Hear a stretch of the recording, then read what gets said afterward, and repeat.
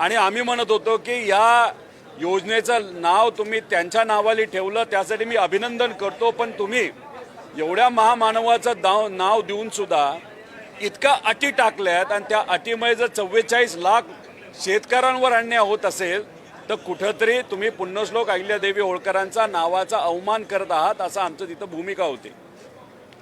बऱ्याच लोकांनी आम्हाला सांगितलं सरकारवर विश्वास ठेवा आणि आम्हाला या बाबतीत राजकारण करायचं नव्हतं. आम्ही विश्वास ठेवला, पण आमचा विश्वासघात झालाय, शेतकऱ्यांचा विश्वासघात झालेला आहे. आज अधिवेशनाचा पहिला दिवस असला तरी इथं मी फक्त आलोय, सही करणार, तुमच्याशी बोललोय. उद्यापासून 30 तारखेपर्यंत मी अधिवेशनामध्ये येणार नाही. मराठवाड्यामध्ये आणि काही इतर जिल्ह्यांमध्ये जाऊन शेतकऱ्यांशी संवाद साधून 29 तारीख सोमवार आम्ही छत्रपती संभाजीनगरमध्ये खूप मोठं आंदोलन उभं करणार आहोत. त्यामुळे सरकारने आमचा विश्वासघात केलेला आहे. या सरकारला आम्ही सोडणार नाही. एक मोठं आंदोलन करू आणि सरकारला आजच सांगतोय 30 तारखेपर्यंत तुमच्याकडे वेळ आहे. तुम्ही या अटी काढा आणि या 44 लाख शेतकऱ्यांवर जो अन्याय होतोय तो तुम्ही त्या ठिकाणी थांबवा. आणि असंच जर तुम्ही अपमान आणि अन्याय जर आमच्या शेतकऱ्यांवर करत राहणार तर हे तुम्हाला महागात पडेल. त्यामुळे 29 तारखेला छत्रपती संभाजीनगरमध्ये एक मोठा रास्ता रोको, एक मोठं आंदोलन हे आम्ही सर्वजण मिळून आमचा जो विश्वासघात केला आहे, शेतकऱ्याचा जो विश्वासघात केलेला आहे, त्याच्या विरोधात त्या ठिकाणी आम्ही आंदोलन करणार आहोत. आणि या शेतकऱ्यांच्या वतीने या सरकारला जाब विचारणार आहोत की हा अन्याय कशासाठी.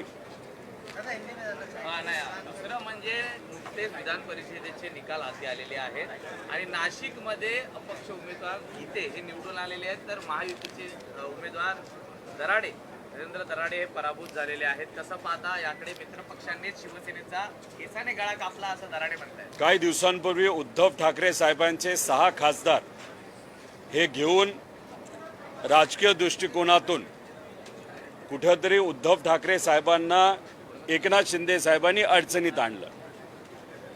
पण दुसऱ्याशी लढत असताना, विरोधकांशी लढत असताना त्यांच्याच मित्रपक्षाने म्हणजे भाजपने हा त्यांचाच कुठेतरी केसाने गळा कापला, घात केला.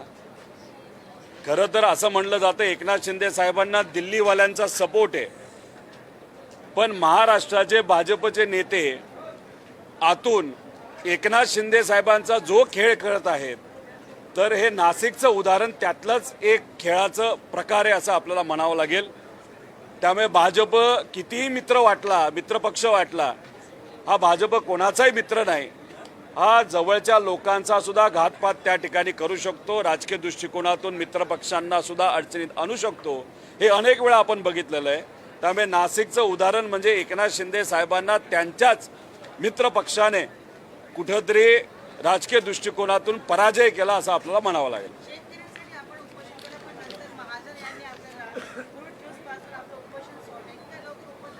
एक तर महाजन साहेबांच्या हातातून मी ज्यूस पिला नाही. मी पवित्र श्री नामदेव पायरीकडे जाऊन तिथे असणाऱ्या सामान्य परिवारातून जे वारकरी संप्रदायाचे लोक होते त्यांच्या हातून पेढा खाऊन मी तिथं उपोषण सोडलं.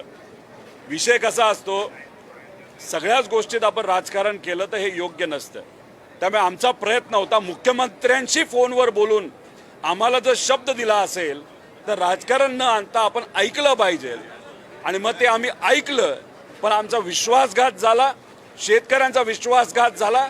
आणि याचं उत्तर आणि याची किंमत या सरकारला 100% मोजावी लागणार, हे आम्ही या ठिकाणी तुमच्या समयांच्या माध्यमातून सरकारला इथं सांगत आहोत.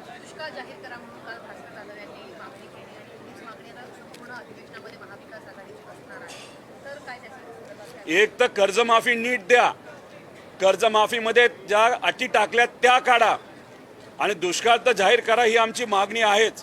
त्यामुळे जे काय आधी मदत दिलेली आहे कर्जमाफीच्या माध्यमातून ती तरी 100% शेतकऱ्यांना तिथं पोहोचू द्या.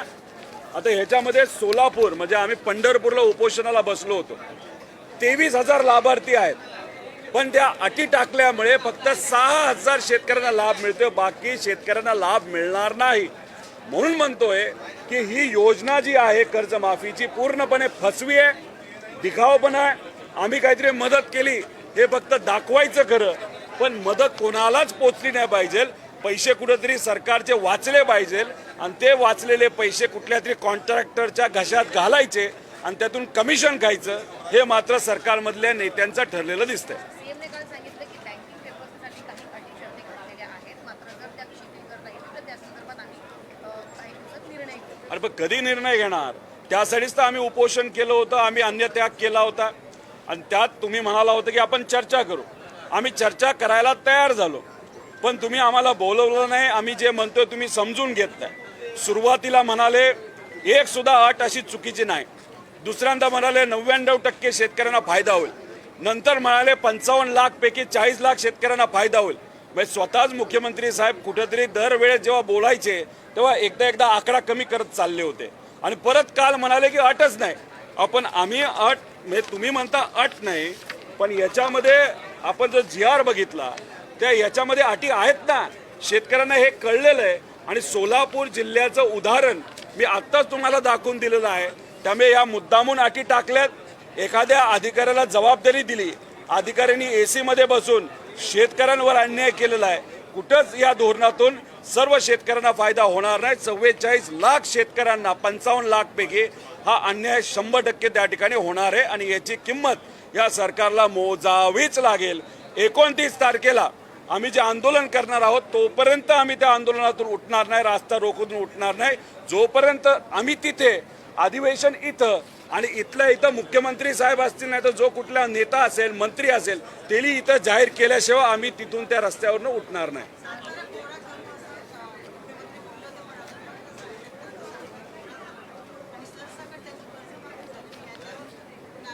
इलेक्शनच्या आधी भाजपचे आणि या सगळ्या नेत्यांचे दाखवायचे दात वेगळे असतात. इलेक्शन झाल्यानंतर ते दात वेगळेच निघतात. महिलांच्या बाबतीत सुद्धा लाडक्या बहीण योजनेचं आपण जर बघितलं असेल तर 1 कोटी महिलांची नावं कापली गेली. इलेक्शनच्या आधी ॲडव्हान्समध्ये पैसा दिला. 24,000 कोटी रुपये अशा लोकांना तुम्ही दिला की आता तुम्ही म्हणताय ते इल्लिगली त्यांना दिले गेले होते. मग 24,000 कोटीचं झालं काय? 1 कोटी महिलांचं नाव का कमी झालं? तसंच कर्जमाफी देऊ असं तुम्ही बोलला, थट्टा केली, नाही तर तुम्ही शब्द दिला आणि आता मात्र कर्जमाफी देत असताना इतक्या अटी टाकल्यात. त्यातून जर 90% शेतकरी वंचित राहणार असतील, 50,000पर्यंतचीच मदत मिळणार असेल, तर मग तुम्ही कशाला डंका पिटवताय की तुम्हाला 2 लाख रुपयाची कर्जमाफी दिली?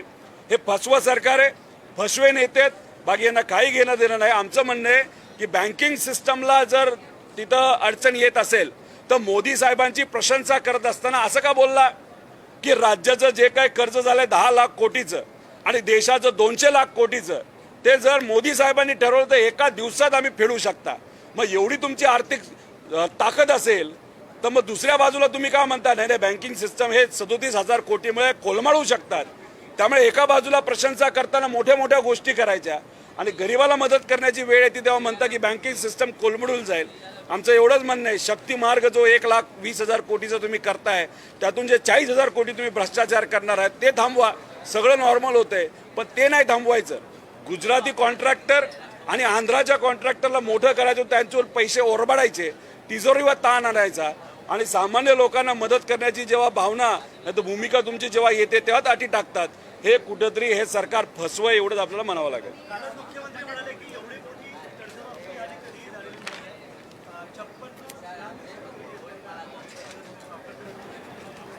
आमच्यात हिंमत आहे. जर मुख्यमंत्री साहेब स्वतः आले, मी GR कसा फसवाय, कशात त्यात चुका आहेत, कशा पद्धतीने शेतकऱ्यांवर अन्याय होणार आहे हे आम्ही पूर्णपणे पुराव्यात सकट तिथं सांगू शकतो. आता जेव्हा अतिवृष्टी झाली होती 35,000 कोटीचं पॅकेज जाहीर केलं होतं. मी स्वतः बोललो होतो 12,000 कोटीचा पुढे काय आकडा जाणार नाही. गेला किती? आत्ता 12,000 कोटीच्या आसपासच आकडा होता. मग 35,000 डिक्लेअर कशाला गेले? इथं सुद्धा 37,000 डिक्लेअर केलेत. हा आकडा 13,500 कोटीच्या पुढे जाणार नाही, पण 20,000 कोटी हे वाचवणार आहेत फक्त अटी टाकल्यामुळे.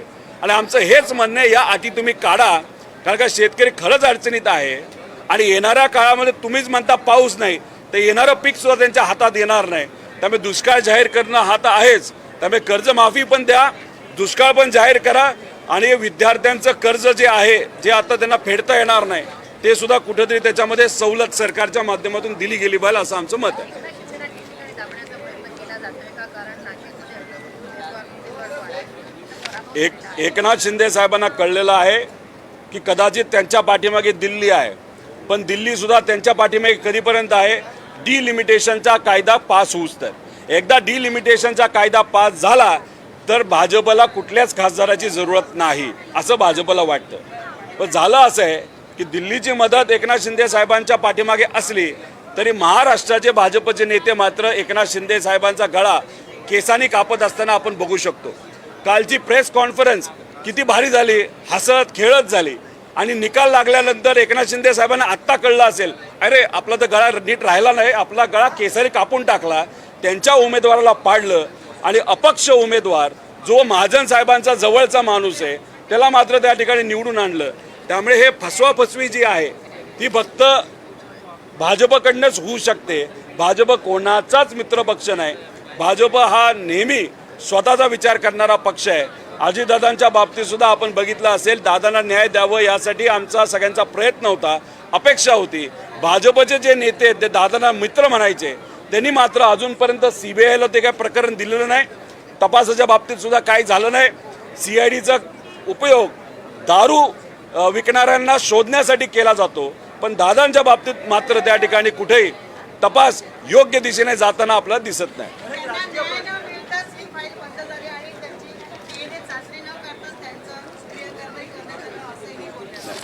ते चाचणी वगैरे सगळं झालेलं आहे. फाईल काय बंद झालेली नाही, आम्ही काय बंद होऊन देणार नाही. आम्ही मात्र आमचा लढा तिथं कायम ठेवू.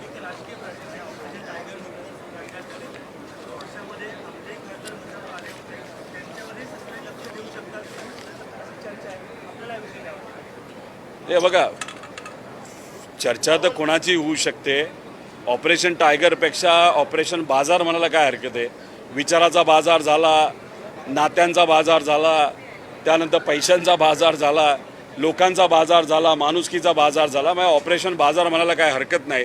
त्यामुळे पूर्णपणे, आणि आता नाशिकचा निकाल लागल्यानंतर एकनाथ शिंदे साहेबांच्या पक्षाचा सुद्धा बाजार झाला असं आपल्याला त्या ठिकाणी म्हणावं लागेल. त्यामुळे हे जे काय ते होत राहणार. पण मला असं वाटतं की किती प्रयत्न केला तरी आमचा एक सुद्धा खासदार त्या ठिकाणी फुटेल असं आम्हाला वाटत नाही.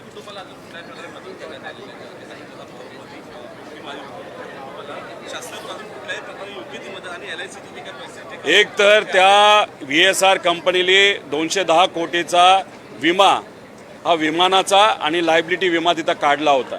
त्यातून VSRला विमानाची किंमत 15 कोटी रुपये आणि त्याला पैसे कदाचित 200पेक्षा जास्त कोटी मिळू शकतात. आमचं हेच सरकारला म्हणणं आहे की माळी परिवार असेल, तो जाधव परिवार असेल आणि पायलटसुद्धा असतील, या लोकांना कुठं ना कुठंतरी त्या ठिकाणी आर्थिक लाभ त्या परिवाराला झाला पाहिजे अशी आमच्या सगळ्यांची मागणी आहे. पण झालं असं आहे, हे सरकार इतकं घमंडी आहे, हे विषय चर्चेत आणायलाच नको म्हणतात. हवेत मात्र त्या ठिकाणी गोळ्या झाडतात की हे आमचे मित्र होते, हे आमचं तसं. त्यामुळे दादांच्या बाबतीत तेच झालं, शेतकरी कर्जमाफीच्या बाबतीत तेच झालं, लाडक्या बहिणींच्या बाबतीत तेच झालं. त्यामुळे कुठं ना कुठंतरी हे सरकार फक्त न फक्त दिखावा करते, बाकी काही करत नाही असं आमचं प्रामाणिक मत आहे.